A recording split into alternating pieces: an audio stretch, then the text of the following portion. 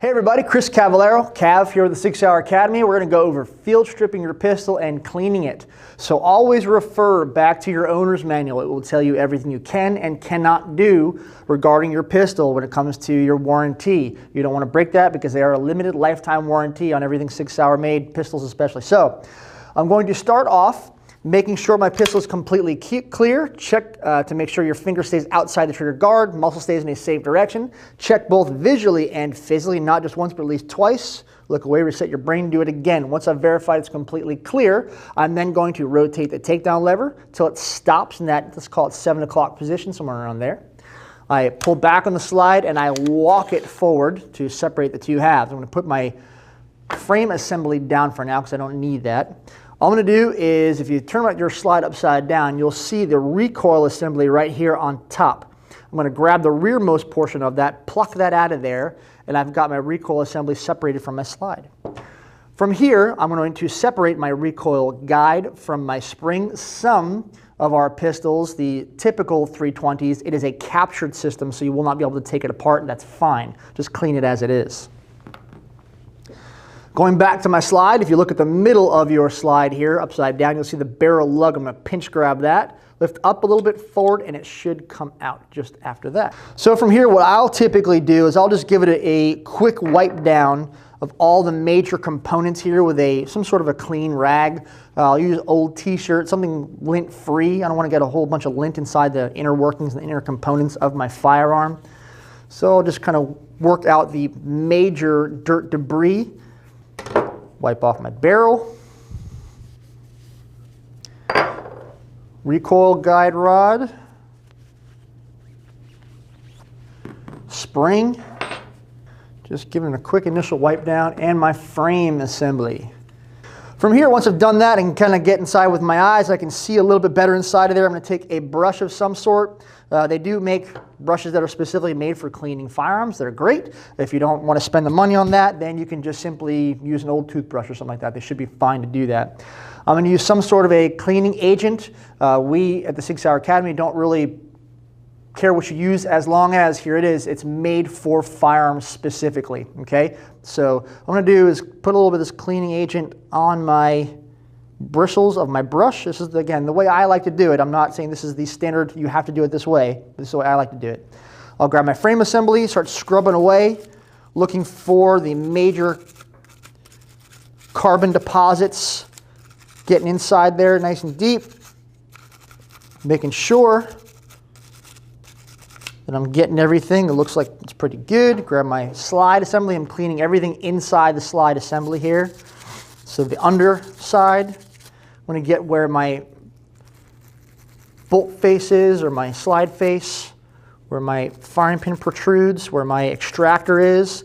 They have a small little brush right here just for your extractor tooth, so I can get my brush inside of that as well. Clean up any carbon buildup inside of there. I'm pretty satisfied with that. Just the exterior surface of your barrel for now, especially your feed ramp. Brush all that stuff to your satisfaction.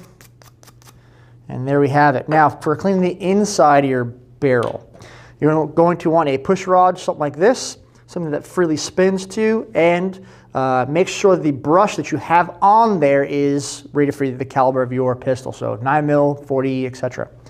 So always go from the chamber to the muzzle. The reason for that is I don't want to ding, dent, peen, scratch, damage this crown in any way, because if you do, it might deflect the round in different directions, so decrease your accuracy if I get a little too crazy on that thing. So I always want to go from the chamber to the muzzle. So I'll run the thing a couple times. All I'm doing here is just loosening up all the caked up carbon buildup that's inside of here. And then what I like to do, again, this is just me, is I like to take a clean pad, wrap it right around the brush, push that all the way through. I've got a good amount of friction. You can see all the stuff that just came off of here, right? A whole bunch of stuff. So I'll take that off of there, pull that through. So now we're considered clean.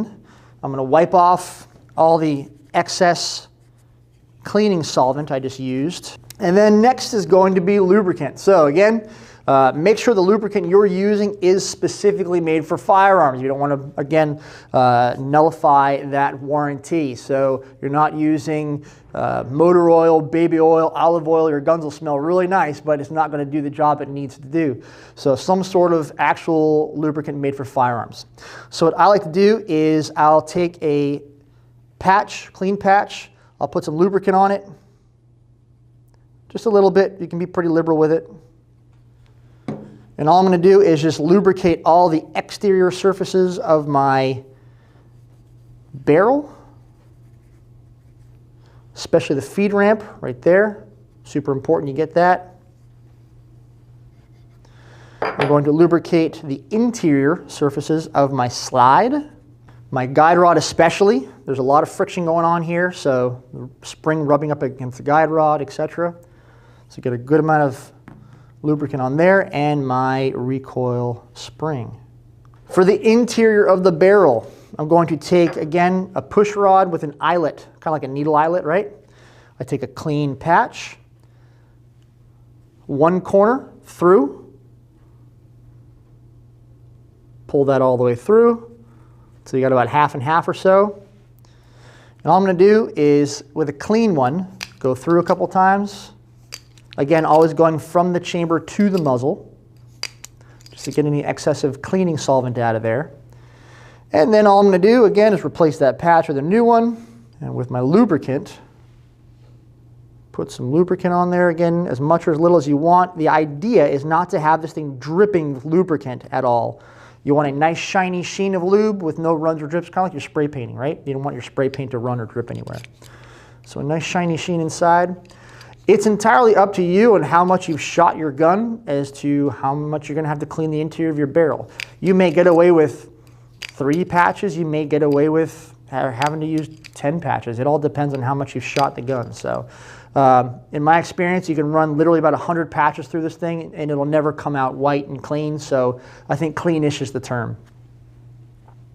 Once you've got that, you're pretty satisfied. Give it a quick little look. Make sure it looks nice and shiny inside of there. And I'm going to reassemble. So from here, I take my slide, hold that upside down. Barrel, upside down. Muzzle goes into the front part of the slide. Drop it in so the barrel lug is sticking up. Pull it back so it kind of clicks into position. From here, I grab my recoil guide rod and my spring.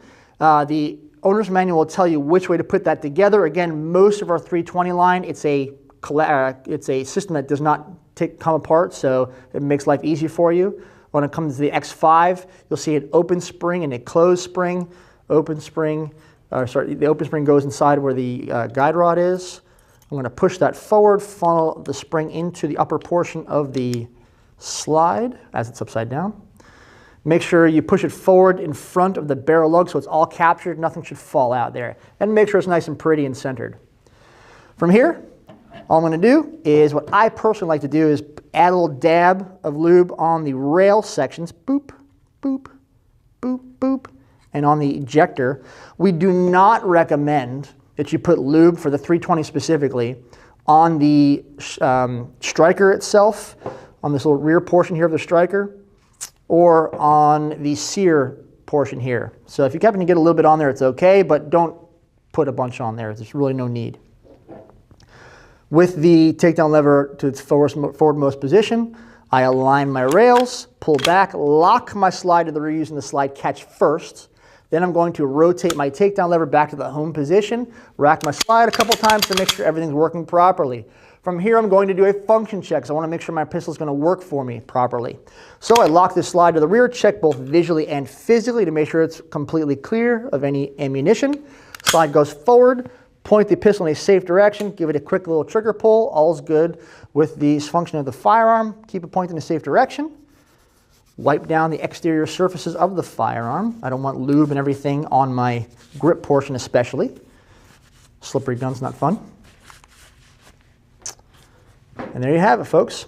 So, one more time, make sure that you refer to your owner's manual if you have any questions about that. We go over in our Handgun 101 class exactly how to do this. I'll be in the class with you, walking you through it. If you'd like to delve deeper into this pistol, please check out our armor classes. We offer armor classes for all the firearms that we make, and you'll be able to get deep into the heart of the firearm and figure out exactly how the firearm works, why it works, and take your guns completely apart. Pretty neat. So please check out our website, sigsauracademy.com, and hopefully we'll see you here.